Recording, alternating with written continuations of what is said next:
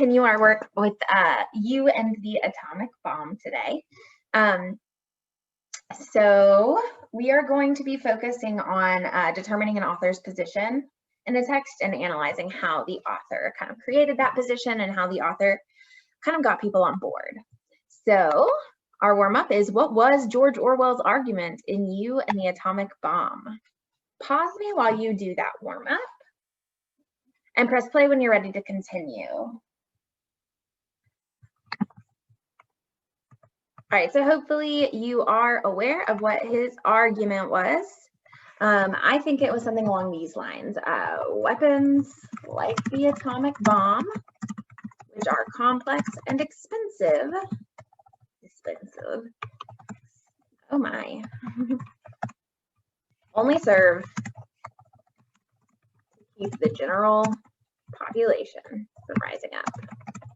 So he's arguing that this is not actually being used in war, except for war against the general population. So, like I said, our lesson today is about how George Orwell created his argument and got people on board. So we're going to look at ways an author can convince readers of their position. And these are absolutely not the only ways, but these are three of the ways that George Orwell did this. First of all, dramatic language. So your word choice is super important because it kind of controls what people think. Second is just to provide facts. And then finally, George Orwell does a really good job of associating things with historical events that have a certain kind of mood associated with them. So I'm going to show you what I mean. And basically what we're going to do is I'm going to find an example, and then you'll find an example. Then I'll find an example, then you'll find an example, I'll find an example, and you'll find an example. So you're going to do each one of these, and so am I.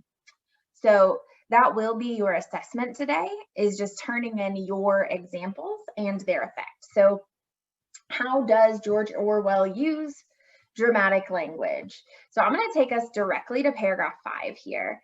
This is one of my favorite paragraphs. It is dense though. So when he's talking about the different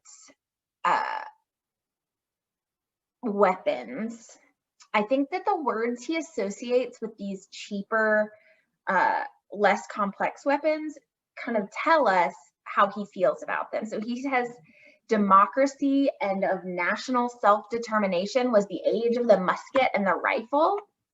So I'm going to put that here. Oh. I'm going to say I got that from paragraph 5. And then I'm going to explain, how does that word choice help him get people on his side? So I think he's creating a parallel here between simple weapons and democracy, right? And self-determination, which even if you're not sure if he thinks democracy is a good idea, self-determination clearly is. And so this allows the reader to equate these types of weapons with positive qualities. Well, he's not actually doing the negative qualities by equating the opposite of the atomic bomb with these positive qualities, maybe not the opposite, but the other type. He's, kind of obviously doing the difference there. All right, so now I want you to take some time. Find an area in this text where his word choice has the effect of making people agree with him. It might be by creating a parallel between the more simple weapons and positive things. It could be creating a parallel between these more complex and expensive weapons and some negative qualities. It could go either way. All right, when you're ready, go ahead and press pause while you do this work, and then when you're ready to move on, press play. All right, the next thing he does is to use facts to convince the reader.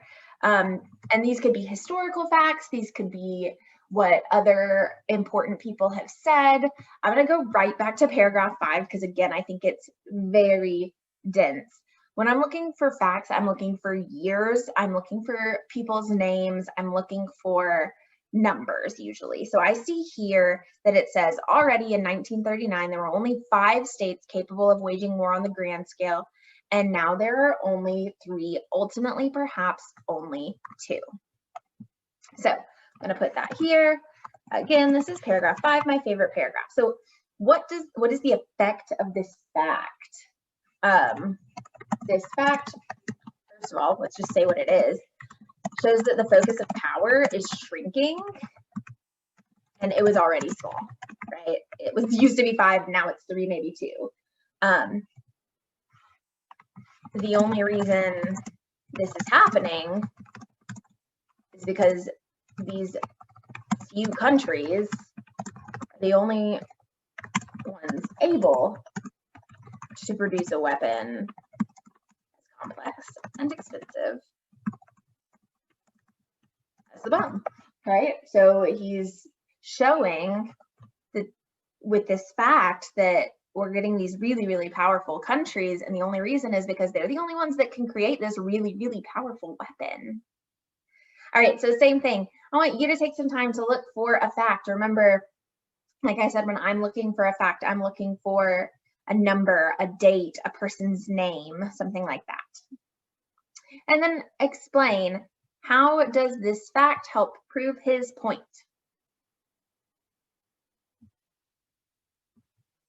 All right, the last one we're going to talk about is his, kind of like name dropping these historical events. And so same as last time, I'm going to talk about paragraph 5. So the historical event that I see here is this American and French revolutions. So I'm going to just copy that. My favorite paragraph. Okay.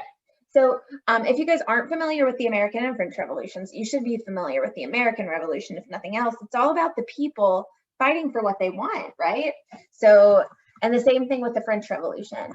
So people generally, I'm not saying everyone, but generally people consider the American and French revolutions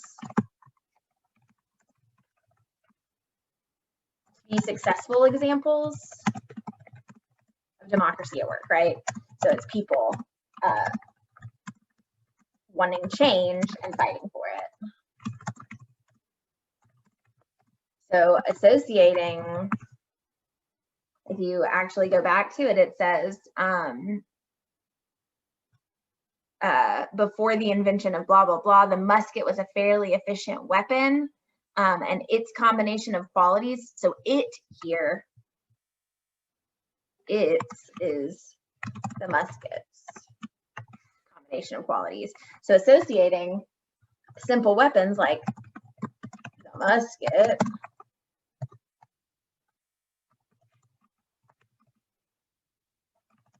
with these events allows people to identify with them, right? They can then associate them with these positive events.